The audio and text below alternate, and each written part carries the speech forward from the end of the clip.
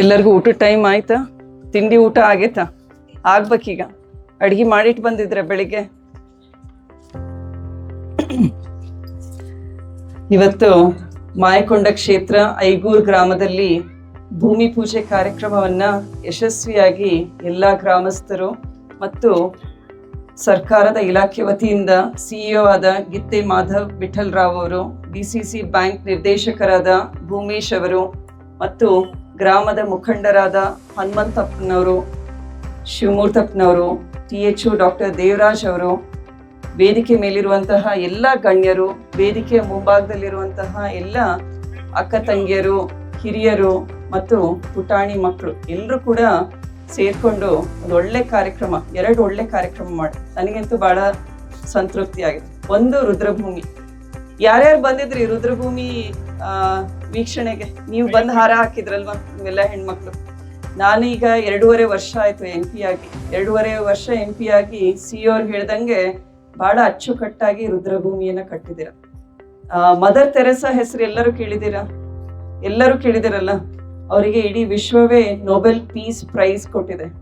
Peace prize ಅಂದ್ರೆ ಶಾಂತಿ ದೂತರು ಅಂತ, ಅದರ ಬಗ್ಗೆ ಗೌರವ ಕೊಟ್ಟಿದ್ದಾರೆ. ಅವರು ಕೂಡ ಸಾವಿನಲ್ಲಿ ಘನತೆ ಇರಬೇಕು ಅಂತ ಅದ್ರ ಬಗ್ಗೆನೆ ಹೋರಾಟ ಮಾಡಿದ್ರು. ಎಂತೆಂತ ಬಡವರು ರಸ್ತೆ ಪಕ್ಕದಲ್ಲಿ ಬಿದ್ದಿರ್ತಾರೆ ಅಂತಾನೆ ಹೇಳ್ಬೇಕು. ಯಾಕಂದ್ರೆ ಅವ್ರಿಗೆ ಏನು ಘನತೆ ಇರಲ್ಲ, ಅಂಥವ್ರನ್ನ ಕರ್ಕೊಂಡ್ಬಂದು ಅವರಿಗೆ ಕುಷ್ಠರೋಗ ಆಗಿರುತ್ತೆ, ಇನ್ನೇನೇ ಕಾಯಿಲೆ ಆಗಿರುತ್ತೆ. ನಮ್ಮ ದೇಶದವರು ಅಲ್ಲ, ಅವರು ಬೇರೆ ದೇಶದಿಂದ ಬಂದು ಇಲ್ಲಿ ಕೆಲಸ ಮಾಡ್ಕೊಂತ ಅಂತಹ ಬಡವರನ್ನ ಕರ್ಕೊಂಡ್ಬಂದು ಅವರ ಆಶ್ರಮದಲ್ಲಿ ಆರೈಕೆ ಮಾಡಿಬಿಟ್ಟು ಅವರಿಗೆ ನಂತರ ಒಂದು ಘನತೆಯಿಂದ ಅವರು ಸತ್ತ ಮೇಲೆ ಅವರಿಗೆ ಅಂತ್ಯಕ್ರಿಯೆಯನ್ನು ಮಾಡ್ತಾ ಇದ್ರು. ಸೊ ಅಂತಹ ಮಾತೆಯವರು. ಸೊ ನನಗೆ ನಿಜವಾಗ್ಲೂ ಅವರ ಒಂದು ನೆನಪು ಬಂತು ಆ ರುದ್ರಭೂಮಿ ನೋಡಿದಾಗ. ಬಹಳ ಅಚ್ಚುಕಟ್ಟಾಗಿ ಮಾಡಿದ್ದೀರಾ, ಬಹಳ ಕಡೆಯಿಂದ ಗ್ರಾಂಟ್ಸ್ ಮೊಬಿಲೈಸ್ ಮಾಡಿದ್ದೀರಾ. ಸುಮಾರು ಎಷ್ಟು 60 ಲಕ್ಷ ರೂಪಾಯಿದಲ್ಲಿ ಇಡೀ ಕಾಮಗಾರಿಯನ್ನ ಮಾಡಿದ್ದೀರಾ. ಬೇರೆ ಬೇರೆ ಇಲಾಖೆಯಿಂದ, ಸಮಾಜ ಕಲ್ಯಾಣ ಇಲಾಖೆ ಇರ್ಬೋದು, ಜಿಲ್ಲಾ ಪಂಚಾಯತ್, ಪರಿಶಿಷ್ಟ ಪಂಗಡ ಇಲಾಖೆ, ಉದ್ಯೋಗ ಖಾತ್ರಿಯಿಂದ, ಸೊ ಎಲ್ಲೆಲ್ಲಿ ಗ್ರಾಂಟ್ಸ್ ಇದೆ ಅಂತ ಎಲ್ಲ ತಿಳ್ಕೊಂಡು ಒಳ್ಳೆ ಕೆಲಸ ಮಾಡಿದ್ದಾರೆ. ಸೊ ಯಾರ್ಯಾರು ಕೆಲಸ ಮಾಡಿದ್ದೀರಾ, ಹನುಮಂತಪ್ಪನವರು, ಊರಿನೆಲ್ಲ ಹಿರಿಯರು, ಸೊ ನಿಮ್ಗೆಲ್ಲರಿಗೂ ನಾನು ಅಭಿನಂದನೆ ಸಲ್ಲಿಸ್ಬೇಕಾಗತ್ತೆ. ನಿಮ್ಮ ಹಳೆ ರುದ್ರಭೂಮಿನೂ ತೋರಿಸಿದ್ರು ನನಗೆ. ಸಣ್ಣ ಜಾಗ ಹಾಕರೆ ಇಲ್ಲೇ ಒಬ್ರಾದ್ಮೇಲೆ ಒಬ್ರನ್ನ ನಾವು ಹೂತ್ಬೇಕಿತ್ತು. ಸೊ ಅಂತ ಘನತೆ ಗೌರವ ಕೊಟ್ಟು ಇವತ್ತು ಸರ್ಕಾರದ ಒಂದು ಜಮೀನಲ್ಲಿ ನೀವು ಕೂಡ ಗೋಮಾಳ್ ಜಾಗದಲ್ಲಿ ಮಾಡ್ಕೊಂಡಿದ್ದೀರಾ. ಸೊ ಇದೇ ರೀತಿ ಊರ್ನಲ್ಲಿರೋರು ಎಲ್ಲರೂ ಒಗ್ಗಟ್ಟಿನಲ್ಲಿರ್ಬೇಕು. ಒಗ್ಗಟ್ಟಿನಲ್ಲಿ ಬಲ ಇದೆ ಅಂತ ಎಲ್ಲ ಮಕ್ಕಳು ಹೇಳ್ತಾರೆ. ದೊಡ್ಡವರಾದ್ಮೇಲೆ ಅದೆಲ್ಲ ಬದಲಾಗುತ್ತೆ, ಹೌದಾ? ಈಗ ನಮ್ಮ ಕ್ಷೇತ್ರ ದಾವಣಗೆರೆ ಕ್ಷೇತ್ರದಲ್ಲೂ 3 ಜನ ಇದೀವಿ. ನಿಮ್ಮ ಸಮಸ್ಯೆಗಳನ್ನ ಆಲಿಸ್ಲಿಕ್ಕೆ 3 ಇದೀವಿ. ಸ್ಥಳೀಯ ಮಂತ್ರಿಗಳು, ಹೊಸದಾಗಿ ಮಂತ್ರಿಗಳಾದ ಬಸವಂತಪ್ಪನವರಿದ್ದಾರೆ, ಹೌದಾ? ಅವ್ರ ಜೊತೆಗೆ ಸಚಿವರು SS ಮಲ್ಲಿಕಾರ್ಜುನವರು, ಮತ್ತೆ ನಿಮ್ಮ ಪ್ರೀತಿ ವಿಶ್ವಾಸಕ್ಕೆ ಮೊದಲನೇ ಬಾರಿ ದಾವಣಗೆರೆ ಕ್ಷೇತ್ರದಿಂದ ಕಾಂಗ್ರೆಸ್ MP ನ ಗೆಲ್ಸಿದ್ದೀರಾ, ಮಹಿಳಾ MP ನ ಗೆಲ್ಸಿದ್ದೀರಾ. ಸೊ ಸಂಸದರಾಗಿ ನಮ್ಮ ಇಡೀ ದಾವಣಗೆರೆಯ ಸಮಸ್ಯೆಗಳನ್ನ, ರಾಜ್ಯದ ಸಮಸ್ಯೆಗಳನ್ನ, ದೇಶದ ಸಮಸ್ಯೆಗಳನ್ನ ನಾವು ದೆಹಲಿಯಲ್ಲಿ ಪಾರ್ಲಿಮೆಂಟ್ ನಲ್ಲಿ ರೆಪ್ರೆಸೆಂಟ್ ಮಾಡಬೇಕು. ಈಗ ಏನಪ್ಪ ಊರಲ್ಲಿ ನಮ್ ಗ್ರಾಮಕ್ಕೆ ಎಲೆಕ್ಷನ್ ಆದ್ಮೇಲೆ 1 ಸಲ ಬಂದಿದ್ದಾರೆ, ಇದು 2ನೇ ಸಲ ಬಂದಿರೋದು. 8 ವಿಧಾನಸಭಾ ಕ್ಷೇತ್ರಗಳು ಬರ್ತವೆ ಒಬ್ರು MP ಗೆ. 8 ಕ್ಷೇತ್ರದಲ್ಲಿ ಓಡಾಡ್ಬೇಕು ನಾವು. ಸೊ ನಮಗೆ ಸ್ಥಳೀಯ ಸಮಸ್ಯೆಗಳ ಜೊತೆಗೆ ಮುಖ್ಯವಾಗಿ ದೆಹಲಿನಲ್ಲಿ ನಮ್ಮ ಆಶಾ ಕಾರ್ಯಕರ್ತರು ಬಂದಿದ್ದೀರಾ. ಪಟಾಕಿ ಸಂಭ್ರಮ ಇನ್ನ ಮುಗ್ದಿಲ್ಲ. ಸೊ ಆಶಾ ಕಾರ್ಯಕರ್ತರಿದ್ದೀರಾ, ಅಂಗನವಾಡಿ ಕಾರ್ಯಕರ್ತರಿದ್ದೀರಾ. ನಿಮ್ಮನ್ನೆಲ್ಲ ಬಹಳ ಗೌರವದಿಂದ ನಾವು ಸರ್ಕಾರ ಮತ್ತೆ ಜನಸಾಮಾನ್ಯರ ನಡುವೆ ಇರುವಂತಹ ಆರೋಗ್ಯ ಸೇತುವೆ ನೀವು ಅಂತ ನಾವು ಹೇಳ್ತೀವಿ. ಒಂದು ನದಿ ದಾಟಬೇಕು, ಸಂಪರ್ಕ ಆಗ್ಬೇಕು ಅಂದ್ರೆ ಸೇತುವೆ ಅನ್ನೋದು ಬಹಳ ಮುಖ್ಯ. ಸೊ ನಮ್ಮ ಆರೋಗ್ಯದ ಸ್ತಂಭಗಳು ನೀವೇ, ಒಂದು ಫೌಂಡೇಶನ್ ಇದ್ದಂಗೆ, ಹೌದಾ? ಸೊ ನಿಮ್ಮ ಸಮಸ್ಯೆಗಳು ಅಂದ್ರೆ ನಿಮಗೆ ಬರ್ಬೇಕಾಗಿರುವಂತಹ ವೇತನ, ಗೌರವದ ವೇತನ, ಅದರ ಬಗ್ಗೆ ಕೂಡ ಪಾರ್ಲಿಮೆಂಟ್ ನಲ್ಲಿ ಧ್ವನಿಯಾಗಿ ಮಾತಾಡಿದ್ದೀವಿ. ಸೊ ಏನಪ್ಪ MP ಅವ್ರು ಏನ್ ಕೆಲಸ ಮಾಡ್ತಾರೆ ಅಂದ್ರೆ, ಈಗ ಮಳೆಗಾಲದ ಅಧಿವೇಶನ ನಡೀತಾ ಇದೆ. ಸೊ ಇಲ್ಲಿವರೆಗೂ ಸುಮಾರು 100 ಪ್ರಶ್ನೆಗಳನ್ನ ಕೇಳುವಂತಹ ಒಂದು ಅವಕಾಶ ಸಿಕ್ಕಿದೆ ನನಗೆ. ಪ್ರತಿ ಸೆಷನ್ ಅಲ್ಲೂ 1 ವರ್ಷದಲ್ಲಿ 4 ಅಧಿವೇಶನಗಳಿರುತ್ತೆ. ಬಜೆಟ್ ಸೆಷನ್ನು, ಆಮೇಲೆ ಮಳೆಗಾಲದ ಅಧಿವೇಶನ, ಪೋಸ್ಟ್ ಬಜೆಟ್ ಸೆಷನ್. ಬಜೆಟ್ ಹೇಳಿದ ತಕ್ಷಣನೇ ಒಂದು 15 ದಿನ ಅದ್ರ ಬಗ್ಗೆ ಡಿಸ್ಕಷನ್ ನಡೆಯುತ್ತೆ. ಈಗ ನಡೀತಾ ಇರೋದು ಮಳೆಗಾಲದ ಅಧಿವೇಶನ, ನಂತರ ಚಳಿಗಾಲದ ಅಧಿವೇಶನ ಡಿಸೆಂಬರ್ ತಿಂಗಳಲ್ಲಿ ಇರುತ್ತೆ. ಸೊ ಅವಾಗ ನಮ್ಮ ಆಫೀಸಿಗೆ ಬೇರೆ ಬೇರೆ ಬ್ಯಾಂಕ್ನವ್ರು ಬರ್ತಾರೆ, ಅಥವಾ ಬೇರೆ ಬೇರೆ ಶಾಲೆ ಸಂಸ್ಥೆಗಳ ಮುಖ್ಯಸ್ಥರು ಬರ್ತಾರೆ, ಚಾರ್ಟರ್ಡ್ ಅಕೌಂಟೆಂಟ್ಸ್ ಬರ್ತಾರೆ, ರೈತರು ಬರ್ತಾರೆ, ಆಮೇಲೆ ಬಿಡಿ ಕಾರ್ಮಿಕರು, ಮಹಿಳೆಯರು ಬರ್ತಾರೆ. ಸೊ ಇವರೆಲ್ಲರೂ ಬಂದು ಅವ್ರವ್ರ ಸಮಸ್ಯೆಗಳನ್ನ ಹೇಳ್ಕೊಂಡಾಗ ನಾವು ಅಲ್ಲಿ ಸಂಬಂಧಪಟ್ಟ ಮಂತ್ರಿಗಳನ್ನ ಮಾತಾಡ್ಬಿಟ್ಟು ನಮ್ಮ ಜನರ ನಿರೀಕ್ಷೆಗಳೇನಿದೆ, ಸ್ಥಳೀಯವಾಗಿ ದಾವಣಗೆರೆಯಲ್ಲಿರುವಂತಹ ಜನರ ಕುಂದುಕೊರತೆಗಳೇನಿದಾವೆ ಅಂತ ಹೋಗಿ ಮಿನಿಸ್ಟರ್ ಹತ್ರ ಮಾತಾಡ್ಲಿಕ್ಕೆ ಒಂದು ಅವಕಾಶ ಇರುತ್ತೆ. ಇದು ಕೂಡ ನಮ್ಮ ಮುಖ್ಯ ಕೆಲಸ ಆಗುತ್ತೆ. ಆದ್ರಿಂದ ನೀವು ಅರ್ಥ ಮಾಡ್ಕೊಳ್ಳಿ, ನೀವು MP ಗಳು ಏನ್ ಮಾಡ್ತಾ ಇದಾರೆ ದೆಹಲಿನಲ್ಲಿ ಹೋಗಿ ಅಂತ. ಸೊ ಇವತ್ತು ಕೂಡ ಪ್ರಾಥಮಿಕ ಆರೋಗ್ಯ ಕೇಂದ್ರ, ಇದನ್ನು ಕೂಡ ಸುಮಾರು 2,42,00,000 ಅಮೌಂಟ್ ನಲ್ಲಿ ಇವತ್ತು ಭೂಮಿ ಪೂಜೆ ಕಾರ್ಯಕ್ರಮವನ್ನು ಮಾಡಿದ್ವಿ. ನಿನ್ನೆ ಬಸವಂತಪ್ಪನವರು ಕೂಡ ಮನೆಗೆ ಬಂದಿದ್ರು, ಬಂದು ಅಪ್ಪಾಜಿಯವರ ಆಶೀರ್ವಾದ ಪಡ್ಕೊಂಡಿದ್ದಾರೆ. ಸೊ ಅವರು ಕೂಡ ಒಳ್ಳೆ ಕೆಲಸ ಮಾಡ್ಲಿ ಅಂತ ನಾವು ಎಲ್ಲ ಅವ್ರ ಜೊತೆಗೆ ಇರ್ತೀವಿ ಅಂತ ಮತ್ತೊಮ್ಮೆ ಎಲ್ಲರಿಗೂ ಹೇಳಿ ಬಯಸ್ತೀನಿ. ಆಮೇಲೆ MP ಆದಾಗ ಎಲ್ಲ ಕಡೆ ನಾನು ಹೋದಾಗ ಜನರ ನಿರೀಕ್ಷೆ ಏನು ಅಂದ್ರೆ ನಮ್ಮ 22 ಕೆರೆ. ಅಕ್ಕರೆ 22 ಕೆರೆದು ಏನಾಯ್ತ್ರಿ, ಕಳಪೆ ಕಾಮಗಾರಿ ಆಗಿದೆ, ಆ ಪೈಪ್ಲೈನ್ ವರ್ಕ್ ಚೆನ್ನಾಗಿದೆನಾ? ಯಾಕಂದ್ರೆ ನಮ್ಮ ರೈತರು ಅದ್ರ ಮೇಲೆ ಅವರ ಬೆಳೆ ಅವಲಂಬಿತ ಆಗಿದೆ ಅಂತ. ಸೊ ಇಬ್ರಿಬ್ರು ಮಂತ್ರಿಗಳಿದ್ದೀರಾ, ಸೊ ಈ ಸಲ ಅಂತೂ ಆಗ್ಲೇಬೇಕು, ಹೌದಾ? ಸಂಸದರನ್ನ ಆಯ್ಕೆ ಮಾಡಿದಿರ. ಯಾವುದೇ ಕಾರಣಕ್ಕೂ ಈ ಬಾರಿ ಎಂಟೈರ್ ನಮ್ಮ ಏನು ಹೊಂಡಗಳು, ಕೆರೆಗಳ ಕನೆಕ್ಟಿವಿಟಿ, ಪೈಪ್ಲೈನ್ ಕನೆಕ್ಟಿವಿಟಿ ಅದು ಉತ್ತಮ ಕಾಮಗಾರಿ ಜೊತೆ ಆಗ್ಬೇಕು. ಅದರ ಪರವಾಗಿ ನಾವು ನಿಮ್ ಜೊತೆ ಇರ್ತೀವಿ. ನಮ್ಮ ಅವಧಿನಲ್ಲೇ ಈ ಕೆಲಸ ಪೂರ್ಣ ಆಗ್ಲಿ ಅಂತ ನಾನು ಕೂಡ ಪ್ರಾಮಾಣಿಕ ಪ್ರಯತ್ನ ಮಾಡ್ತೀನಿ ಅಂತ ಹೇಳಿ ಬಯಸ್ತೀನಿ. ನೀವು ಕೂಡ ಬಿಡಬೇಡ್ದು, ಸುಮ್ನೆ ಆಯ್ಕೆ ಮಾಡಿಲ್ಲ, ಹೌದಾ? ಇದಕ್ಕೋಸ್ಕರ ಆಯ್ಕೆ ಮಾಡಿದೆ ಅಂತ ನಿಮ್ ಹಕ್ಕದು, ಕೇಳ್ರಿ. ನಿಮ್ ಜೊತೆಗೆ ನಾವ್ ಯಾವಾಗ್ಲೂ ಇರ್ತೀವಿ. ಆಮೇಲೆ ಇವತ್ತು ಸುಮಾರು ಜನ, ಮೊದಲನೇದಾಗಿ ನಮ್ಮ ಮಹಿಳೆಯರು, ಇಲ್ಲಿ ಎಲ್ಲಿ ಹೋದ್ರನ ಎಲ್ಲ ಹೆಣ್ಮಕ್ಳು ಎಲ್ಲಿದ್ದೀರಾ? ಅಲ್ಲಿ ಹಿಂದ್ಗಡೆ ಇದಾರೆ. ಸೊ ಮಾಯಕೊಂಡ ಕ್ಷೇತ್ರಕ್ಕೆ ಮೊನ್ನೆನೂ ನಾನು ಹೋದಾಗ ಕೇಳ್ತಾ ಇರೋದು ಒಂದು ಮದ್ಯ ಮಾರಾಟ, ಸಣ್ಣ ಸಣ್ಣ ಅಂಗಡಿಗಳಲ್ಲೂ ಮದ್ಯ ಮಾರಾಟ ಆಗ್ತಾ ಇದೆ. ಅಕ್ಕರೆ ಯುವಕರು ಅವ್ರು ಕೂಡ ದಿನಗೂಲಿ ಕೆಲಸ ಮಾಡೋರು ಹೋಗಿ ಒಂದಿನ ದುಡ್ದಿರೋದನ್ನ ಎಲ್ಲ ಅಲ್ಲೇ ಹಾಕ್ತಾರೆ. ಮನೇಲಿ ಏನಾದ್ರೂ ನಾವು ಹೆಣ್ಮಕ್ಳು ಇಟ್ರೆ ಅದನ್ನು ಕೂಡ ತಗೊಂಡೋಗಿ ಅದು ಒಂಥರ ಅಡಿಕ್ಷನ್ ಆದಂಗ ಆಗ್ತಾ ಇದೆ, ಬಹಳನೇ ಸಮಸ್ಯೆ ಆಗ್ತಾ ಇದೆ ಅಂತ ಕಣ್ಣೀರ್ ಇಡ್ತಾ ಇದ್ದಾರೆ. ಈಗ SP ಅವ್ರ ಹತ್ರ ಅದನ್ನೇ ಮಾತಾಡ್ಬೇಕು, ಅವರು ಎಕ್ಸೈಸ್ ಡಿಪಾರ್ಟ್ಮೆಂಟ್ ಹತ್ರ ಮಾತಾಡ್ಬೇಕು ಅಂತ ಹೇಳಿ ಇದನ್ನ ಸೀರಿಯಸ್ ಆಗಿ ತಗೊಂಡು ನಾವು ಕೂಡ ಮಾಯಕೊಂಡ ಕ್ಷೇತ್ರದಲ್ಲಿ ಮದ್ಯದ ಮಾರಾಟಕ್ಕೆ ಒಂದು ಕಡಿವು ತರೋ ರೀತಿಯಲ್ಲಿ ನಾವೆಲ್ಲರೂ ತೀವ್ರವಾದಿಯಾಗಿ ನಾವೆಲ್ಲರೂ ಕೆಲಸ ಮಾಡ್ತೀವಿ ಅಂತ ಹೆಣ್ಮಕ್ಳಿಗೆ ಹೇಳಿ ಬಯಸ್ತೀನಿ. ಆಮೇಲೆ ಇಲ್ಲಿ ಇವತ್ತು 17 ಹಕ್ಕುಪತ್ರಗಳನ್ನ ಕೊಟ್ಟಿದ್ದೇವೆ. ಸುಮಾರು 45 ಜನ ಇದ್ದಾರೆ ಒಟ್ಟಾರೆ ಫಲಾನುಭವಿಗಳು. ಅದರಲ್ಲಿ 17 ರೈತರಿಗೆ ಮಾತ್ರ ಇವತ್ತು ಕೊಡ್ಲಿಕ್ಕಾಯ್ತು. ಇನ್ನ 25-26 ಜನ ಇದ್ದಾರೆ. ಅದನ್ನು ಕೂಡ VA ಹತ್ರ ಮಾತಾಡಿದಾಗ ಅವ್ರು ಎಷ್ಟು ದಿನದಲ್ಲಿ ಮಾಡ್ಕೊಡ್ತೀನಿ ಅಂತ ಹೇಳಿದ್ದಾರೆ, ಹೇಳ್ರಿ ನೋಡೋಣ. AC ಅವ್ರ ಹತ್ರ ಹೇಳ್ರಿ ಒಂದು ನಂಬರ್. ಜಾಸ್ತಿ ಆಯ್ತು, ಅವ್ರು 15 ದಿನ ಅಂದರೆ. ಸೊ ಇಲ್ಲೆಲ್ಲ ಸಾಕ್ಷಿ ಇದೀವಿ ನಾವು, 15 ದಿನದಲ್ಲಿ ಮಾಡ್ಕೊಡ್ತೀನಿ ಅಂದಿದ್ದಾರೆ. ಸೊ ಆ ಪ್ರಯತ್ನ ನಮ್ಮೆಲ್ಲರದು ಆ ನಿಟ್ಟಿನಲ್ಲಾಗ್ಲಿ, ಏನೇನು ರೆಕಾರ್ಡ್ಸ್ ನಲ್ಲಿ ಡಾಕ್ಯುಮೆಂಟೇಶನ್ ಅಲ್ಲಿ ಸಮಸ್ಯೆ ಆಗ್ತಾ ಇದೆ ಅದನ್ನೆಲ್ಲ ಸರಿ ಮಾಡ್ಕೊಂಡು 15ರಿಂದ 1 ತಿಂಗಳೊಳಗೆ ಮಾಡುವಂತಹ ಪ್ರಯತ್ನ ನಾವೆಲ್ಲ ಮಾಡೋಣ. ನೀವು ಲೀಡರ್ಸ್ ಕೂಡ ಇಲ್ಲಿ ಓಡಾಡಿ. ಒಬ್ರು ಯಜಮಾನ್ರು ಬಂದ್ರು, ಎಲ್ಲಿದ್ದಾರೆ ಯಜಮಾನ್ರು? 17 ಜನಕ್ಕೆ ಅಷ್ಟೇ ಕೊಟ್ಟಿದ್ದಾರೆ, ನಂದು ಸರ್ಟಿಫಿಕೇಟ್ ಇಲ್ಲ ಅಂತ ಅಂದ್ರು. ಅಜ್ಜರು ನನಗೆ ಯಾವಾಗ ಬರುತ್ತೆ ಅಂದ್ರು. ಸೊ ಸಣ್ಣ ಮಕ್ಳೆಲ್ಲ ಸರ್ಟಿಫಿಕೇಟ್ ಚೆನ್ನಾಗಿ ಹಿಡ್ಕೊಂತೀವಿ, ಅಜ್ಜರಿಗೆ ನೀನ್ ಹೇಳ್ಕೊಡ್ಬೇಕೀಗ ತಾತ ಸರ್ಟಿಫಿಕೇಟ್ ಹೆಂಗ್ ಹಿಡ್ಕೋಬೇಕು ನೀನು ಅಂತ. ಸೊ ಇದನ್ನು ಕೂಡ ಶೀಘ್ರದಲ್ಲಿ ಮಾಡೋಣಂತೆ. ಯಾಕೆ ಇಷ್ಟು ತಮಾಷೆ ಮಾಡ್ಕೊಂಡು ಮಾತಾಡ್ತಿದ್ದೀನಿ ಅಂದ್ರೆ ಸಣ್ಣ ಮಕ್ಳು ಇದ್ದಾರೆ. ನಾನು ಬರೀ ಒಬ್ಬ ರಾಜಕಾರಣಿ ತರ ಭಾಷಣ ಮಾಡಿದ್ರೆ ಆ ಮಕ್ಳಿಗೆ ಏನ್ ಇಂಟ್ರೆಸ್ಟ್ ಬರುತ್ತೆ ಮಾತಾಡ್ಲಿಕ್ಕೆ, ಕೇಳಲಿಕ್ಕೆ. ಸೊ ಇವತ್ತು ಹಕ್ಕು ಪತ್ರದ ಕೆಲಸವನ್ನು ಕೂಡ ಶೀಘ್ರದಲ್ಲಿ ಮುಗಿಸೋಣ.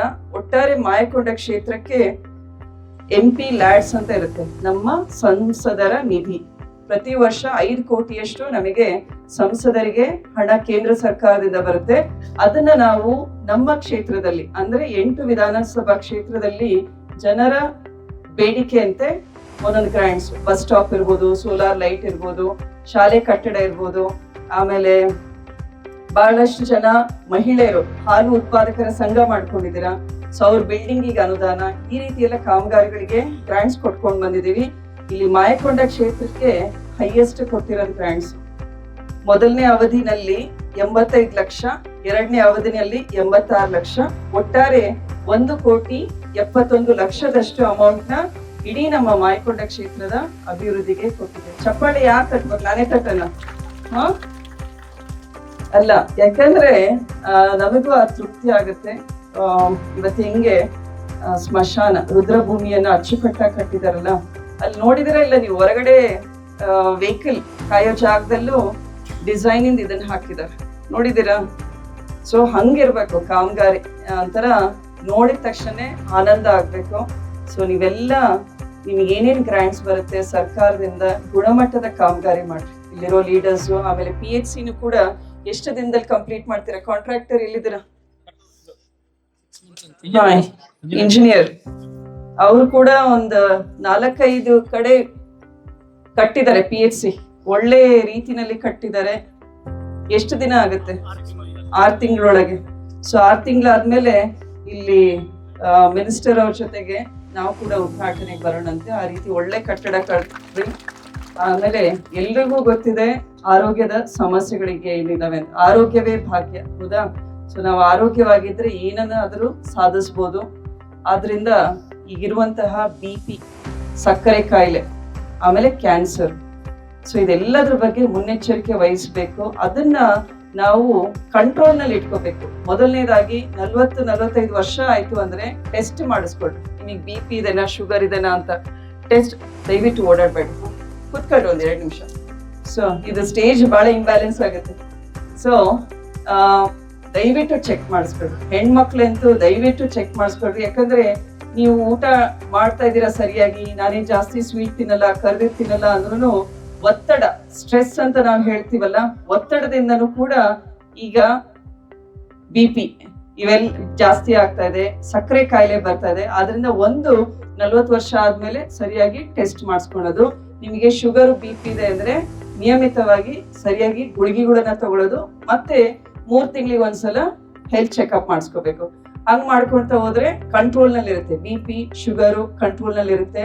ಆಮೇಲೆ ನಮ್ಮ SSK ಟ್ರಸ್ಟ್ ಇಂದ ಕೂಡ, ಅಪ್ಪಾಜಿ ಅವರ ಟ್ರಸ್ಟ್ ಇಂದ ಕೂಡ ಆರೋಗ್ಯ ಶಿಬಿರಗಳನ್ನ, ಆಮೇಲೆ ಆರೋಗ್ಯದ ಬಗ್ಗೆ ಮಾಹಿತಿಗಳನ್ನ ಕೂಡ ಕೊಡ್ತಾ ಇದೀವಿ. ಆಮೇಲೆ ಫ್ರೀ ಆಗಿ ಯಾರಿಗೆ ಕಿಡ್ನಿ ಸಮಸ್ಯೆ ಇರುತ್ತೆ ಅವರಿಗೆ ಡಯಾಲಿಸಿಸ್ ನ ಕೂಡ ಮಾಡಿಸ್ತಾ ಇದೀವಿ. ಅದ್ರ ಬಗ್ಗೆ ನಿಮ್ಗೆಲ್ಲ ಗೊತ್ತಿದೆನಾ?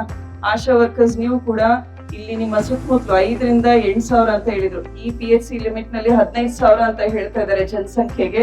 ಸೊ ಎಲ್ಲ 1,000 ಜನ ನಿಮ್ಮ ಅಂಡರ್ ಬರ್ತಾರೆ. ಸೊ ನಿಮ್ಮಲ್ಲಿ ಯಾರಿಗಾದ್ರೂ ಕ್ಯಾನ್ಸರ್ ಸಮಸ್ಯೆ ಅಥವಾ ಹೆಚ್ಚಿನ ಒಂದು ಟ್ರೀಟ್ಮೆಂಟ್ ಬೇಕಾಗುತ್ತೆ, ಮಕ್ಳಿರ್ಬೋದು, ಅವ್ರಿಗೇನಾದ್ರೂ ಥೈರಾಯ್ಡ್ ಸಮಸ್ಯೆ ಇರುತ್ತೆ, ಕ್ಯಾನ್ಸರ್ ಸಮಸ್ಯೆ, ಇಂಥದ್ದು ಏನಾದ್ರೂ ಇದ್ರೆ ಗುರುತಿಸ್ಕೊಂಡು ಅವ್ರನ್ನ SSK ಟ್ರಸ್ಟ್ಗೆ ಕರ್ಕೊಂಡು ಬಂದ್ರೆ ನೆಕ್ಸ್ಟ್ ಅವರಿಗೆ ನಾವ್ ಯಾವ ರೀತಿ ಫ್ರೀಯಾಗಿ ಟ್ರೀಟ್ಮೆಂಟ್ ಕೊಡ್ಬೋದಾ, ಕಡಿಮೆ ದರದಲ್ಲಿ ಮಾಡ್ಬೋದಾ, ಅಥವಾ ಇನ್ಯಾವುದಾದ್ರೂ ನಮ್ಮ CM relief fund, PM relief fund ಅಂತ ಇರುತ್ತೆ, Pradhan Mantri relief fund. So ಅಲ್ಲೂ ಕೂಡ ನೀವು ಕ್ಯಾನ್ಸರ್ ಸಂಬಂಧಪಟ್ಟ ಹಾಗೆ ನೀವು ಈಗಾಗಲೇ ಚಿಕಿತ್ಸೆ ಪಡ್ಕೊಳ್ತಾ ಇದ್ರೆ 10 ಲಕ್ಷ 15 ಲಕ್ಷ ಬಿಲ್ ಆಗಿರುತ್ತೆ. ಆ ಬಿಲ್ ನ ನೀವು ತಗೊಂಡು ಬಂದ್ರೆ ಅದ್ರ ಜೊತೆಗೆ ನಿಮಗೆ ಕನ್ಸೆಷನ್, ನಾವೇನ್ ಪ್ರಧಾನ ಮಂತ್ರಿಗಳಿಗೆ MP-ಗಳು ಲೆಟರ್ ಬರೆದ್ರೆ ನಿಮಗೆ 6 ಲಕ್ಷ 10 ಲಕ್ಷ ಮರುಪಾವತಿ ಕೊಡ್ತಾರೆ ದುಡ್ಡದನ್ನ. ಸೊ ಅದನ್ನ ಕೂಡ ನೀವು ಬಳಸ್ಕೊಳ್ರಿ. ಇಲ್ಲಿರೋ ಎಲ್ಲಾ ಗ್ರಾಮಸ್ಥರು ಇದ್ರ ಬಗ್ಗೆನೂ ಕೂಡ ತಿಳ್ಕೊಳ್ರಿ. ನೀವು ಇಲ್ಲಿವರೆಗೆ ಸುಮಾರು 1 ಕೋಟಿ 2 ಕೋಟಿಗೂ ಜಾಸ್ತಿ PM ರಿಲೀಫ್ ಫಂಡ್ ಇಂದ ಅಮೌಂಟ್ ಕೂಡ ಸ್ಯಾಂಕ್ಷನ್ ಮಾಡಿದೆ ನಮ್ಮ ಇಡೀ ಲೋಕಸಭಾ ಕ್ಷೇತ್ರದ ವ್ಯಾಪ್ತಿಯಲ್ಲಿ. ಅದರಿಂದ ಇದನ್ನು ಕೂಡ ನೀವು ಗ್ರಾಮಸ್ಥರು ಬಳಸ್ಕೊಳ್ರಿ. ಒಟ್ಟಾರೆ 5 ವರ್ಷ ಆಯ್ಕೆ ಮಾಡಿದಿರ ನಿಮ್ ಸೇವೆ ಮಾಡ್ಲಿಕ್ಕೆ. ನಮ್ಮ NRLM ಮಹಿಳೆಯರು ಕೂಡ ಇಲ್ಲಿದ್ದಾರೆ. ಅವರು ಕೂಡ ನಮಗೊಂದು ಕಟ್ಟಡ ಬೇಕು, NRLM ವತಿಯಿಂದ ನಮ್ಮ ಕೆಲ್ಸಗಳನ್ನ, ನಮ್ಮ ಮೀಟಿಂಗ್ಸ್ ಮಾಡ್ಕೊಡ್ಲಿಕ್ಕೆ, ಮತ್ತೆ ಏನಾದ್ರೂ ವರ್ಕ್ಶಾಪ್ ಮಾಡಿದ್ರೆ ಚೆನ್ನಾಗುತ್ತೆ ಅಂತ ಇದ್ದಾರೆ. ಸೊ ಇದನ್ನು ಕೂಡ ಶೀಘ್ರದಲ್ಲಿ ನಮ್ಮ ಅಧಿವೇಶನ 13ಕ್ಕೆ ಮುಗಿಯುತ್ತೆ, ಕೊನೆ ದಿನ. ಅದಾದ ನಂತರ ನಿಮ್ಮನ್ನ ಅಲ್ಲಿ ಆಫೀಸಿಗೆ ದಾವಣಗೆರೆ ಕರೆಸ್ಬಿಟ್ಟು ಒಂದು ಮೀಟಿಂಗ್ ಮಾಡೋಣಂತೆ.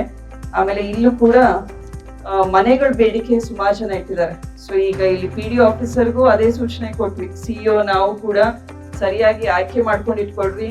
ಆಮೇಲೆ ನೆಕ್ಸ್ಟ್ ಎಲೆಕ್ಷನ್ ಬರ್ತಾ ಇದೆ, ಎಲ್ಲರೂ ಸಜ್ಜಾಗ್ಬೇಕು. ಡಿಸೆಂಬರ್ ಒಳಗೆ ಪಂಚಾಯತ್ ಎಲೆಕ್ಷನ್ಗಳು, ಆಮೇಲೆ ಎಲ್ಲ ಮಂಡಳಿಗಳ ಎಲೆಕ್ಷನ್ ಬರ್ತಾ ಇದಾವೆ, ಸಿಟಿನಲ್ಲಿ ಎಲೆಕ್ಷನ್ ಆಗ್ತಾ ಇದೆ. ಅದರಿಂದ ಎಲ್ಲ ಲೀಡರ್ಸ್, ಯುವಕರು, ನೀವು ಎಲ್ಲ ಆಕ್ಟಿವ್ ಆಗ್ರಿ. ಆಕ್ಟಿವ್ ಹಾಕೊಂಡು ಒಳ್ಳೊಳ್ಳೆ ಸೇವೆ ಮಾಡುವಂತಹ ಲೀಡರ್ಸ್ ನ ಆಯ್ಕೆ ಮಾಡ್ಕೊಡೋಣಂತೆ. ಒಳ್ಳೆ ಒಂದು ಆಡಳಿತವನ್ನ ನಾವು ಕೂಡ ಪಂಚಾಯತ್ ಮತ್ತೆ ತಾಲೂಕು ಮಟ್ಟದಲ್ಲಿ, ಜಿಲ್ಲಾ ಮಟ್ಟದಲ್ಲಿ ಕೊಡ್ಲಿಕ್ಕೆ ಪ್ರಾಮಾಣಿಕವಾಗಿ ಬದ್ಧವಾಗಿ ನಿಮ್ ಜೊತೆಗಿರ್ತೀವಿ. ನಿಮ್ದೇನೇ ಸಮಸ್ಯೆ ಇದ್ರು ನಮ್ಮ ಆಫೀಸಿಗೆ ಬರ್ರಿ. ಎಲ್ಲ ಹೆಣ್ಮಕ್ಳು, ಮಹಿಳಾ MP ಇದೀನಿ ಹೌದಾ, ಏನೇ ಸಮಸ್ಯೆ ಇದ್ರು ದಯವಿಟ್ಟು ಬರ್ರಿ. ಬಂದು ನೀವು ಲೀಡ್ ತಗೋಬೇಕು, ಅವಾಗ ನಾವು ಕೆಲಸ ಮಾಡ್ಲಿಕ್ಕೆ ಅನುಕೂಲ ಆಗುತ್ತೆ. ನೀವೇ ಬಂದು ಸಮಸ್ಯೆ ಹೇಳಿದ್ರೆ ನಾವು ಮಾಡೋದು ಇಷ್ಟೇ, PSC ಇನಾಗ್ರೇಷನ್ ಮಾಡ್ತೀನಿ, ಅದ್ ಮಾಡ್ತೀನಿ, ಇದ್ ಮಾಡ್ತೀನಿ, ರಿಬನ್ ಕಟ್ಟಿಂಗ್ ಆಗುತ್ತೆ. ಬರೀ ನೀನ್ ಬಂದು ಹೇಳಿದ್ರೆ ಅಕ್ಕರೆ ನಾವ್ ಇಷ್ಟು ಚೆನ್ನಾಗಿ ಮಾಡ್ಲಿಕ್ಕೆ ತಯಾರಿದ್ದೀವಿ, ಈ ರೀತಿ ಲೋನ್ ಕೊಡಿಸ್ರಿ ನಮಗೆ ಅಂದ್ರೆ ಮಾಡೋಣ, ಆಯ್ತಾ? So okay. ಆಮೇಲೆ ನಮ್ಮ AC ಕಾಲೋನಿನಲ್ಲಿ ಅಲ್ಲೂ ಕೂಡ ಚರಂಡಿ ವ್ಯವಸ್ಥೆ ಅಲ್ಲ, ಹಕ್ಕುಪತ್ರ ಸರಿ, ಚರಂಡಿ ಬಗ್ಗೆ ಕೇಳಿದ್ರು. ಅದನ್ನು ಕೂಡ SC ಕಾಲೋನಿನಲ್ಲಿ ಚರಂಡಿ ಕಾಮಗಾರಿಗೆ ಹರೀಶ್ಗೆ ಆಗ್ಲೇ ಹೇಳಿದೀನಿ.